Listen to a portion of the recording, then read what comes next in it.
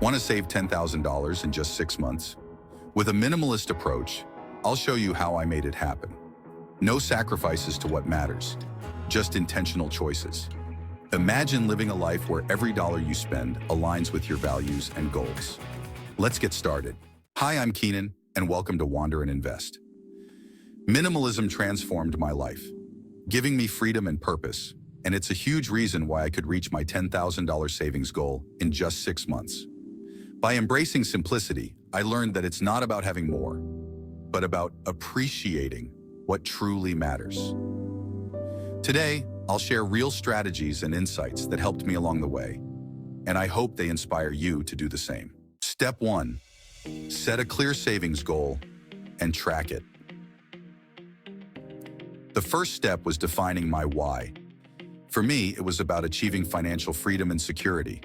I created a visual goal tracker, a simple savings thermometer that I could update weekly. Every time I added to my savings, I saw my progress inching closer to that $10,000 goal. This practice kept me focused and inspired. It reminded me that every small contribution counts and is a step toward a larger purpose. Tracking your progress can be incredibly motivating and is essential in maintaining your momentum. Step 2. Create a minimalist budget. To save effectively, I crafted a minimalist budget focusing solely on essentials. I simplified my spending categories to just housing, food, transport, and core essentials.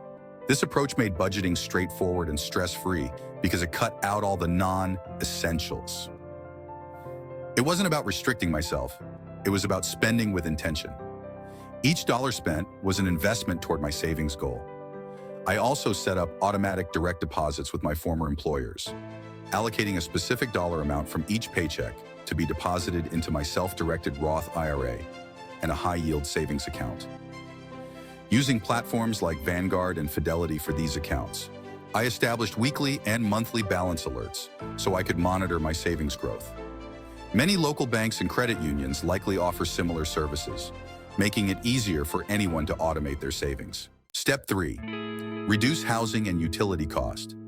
Housing was my largest expense, so I made the decision to downsize my living space and share utilities with a roommate. This strategic move saved me hundreds each month, allowing me to allocate those funds directly to my savings. Additionally, I got rid of cable TV, opting for internet only and keeping a single subscription to Amazon Prime. This cut my entertainment costs significantly, while still allowing me to enjoy the occasional movie night and music. I also became intentional about my energy consumption, turning off lights, unplugging devices, and adjusting the thermostat. These small changes may seem minor, but they accumulated into significant savings over time.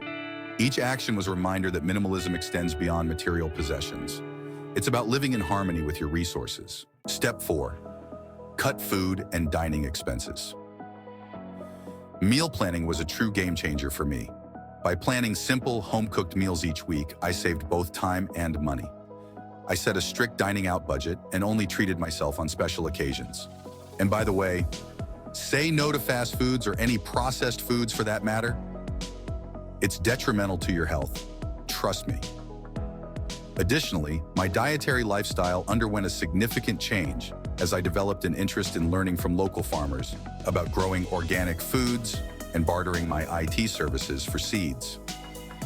Buying in bulk became a regular practice, reducing costs and minimizing food waste. I took advantage of grocery store discounts and learned to cook creatively with what I had. These adjustments were not just about saving money, but also about cultivating a deeper appreciation for the food I consumed and the joy of cooking. Engaging with local farmers not only supported my community, but also allowed me to eat healthier, enhancing my overall well-being. Step 5. Transportation. Savings. Transportation was another area where I significantly cut costs. I made the switch to public transit, carpooling, and biking whenever possible. Eventually, I was able to convince my employers to let me work from home, which transformed my productivity. Working from home allowed me to produce higher quality work than I could in the office. This change eliminated all transportation expenses, which I redirected into my savings. Reducing my reliance on a personal vehicle not only saved me money on gas and maintenance, but also aligned with my values of sustainability. Every dollar saved in transportation went straight into my savings goal, reinforcing the idea that minimalism is about making choices that reflect our deepest values and priorities. Step 6. Declutter and sell unused items. Minimalism isn't just about having less. It's about making room for what truly matters. I went through my belongings and sold items I no longer used. Platforms like Facebook Marketplace and eBay made this process easy and profitable. I was pleasantly surprised by how much I earned from decluttering. Not only did it provide me with extra cash, but it also created a cleaner, more intentional living space that supported my minimalist lifestyle. Each item I let go of was a step toward freedom and clarity. And if your declutter items don't sell, don't worry about it. Donating them to your local charity can be incredibly rewarding in itself, contributing to your community and helping those in need. This act of giving not only clears out your space, but also adds value to someone else's life. Step 7. Avoid impulse spending and practice mindfulness. Impulse buys can quickly erode your savings, so I trained myself to pause before any non-essential purchase. I would ask myself, do I really need this, or is it just a passing desire? Practicing mindful spending became a habit for me. I adopted a 24-hour rule. If I still wanted something after a day, I'd consider it. Most of the time, the urge would pass, and I was left with money saved. This practice cultivated a sense of discipline and a deeper understanding of my true needs versus fleeting wants. Step 8. Reinvest savings into high-yield accounts or debt payoff. Every dollar saved went directly into a high-yield savings or self-directed Roth IRA account. Watching that money grow just a bit faster kept me motivated. It's crucial to ensure that your savings are working for you. If you're carrying debt, paying it down should also be a priority, as this will free up more cash flow in the long run. In my case, I learned about velocity banking, a strategy where you use a line of credit as your primary account, making lump sum payments toward loans, usually a mortgage or student loan.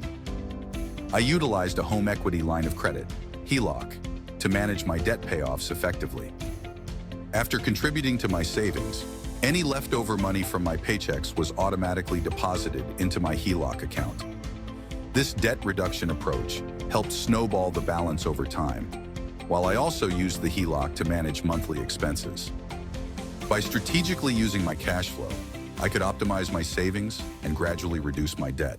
Saving $10,000 in 6 months might sound ambitious, but it's absolutely achievable with commitment to small, intentional changes. Remember, financial freedom isn't about sacrificing what you love. It's about making smart, intentional choices that align with your values. If you're ready to learn more about minimalist living, financial freedom, and life beyond the 9-to-5, don't forget to subscribe and join the journey. Together, let's make financial freedom our reality and embrace a life of intention and purpose.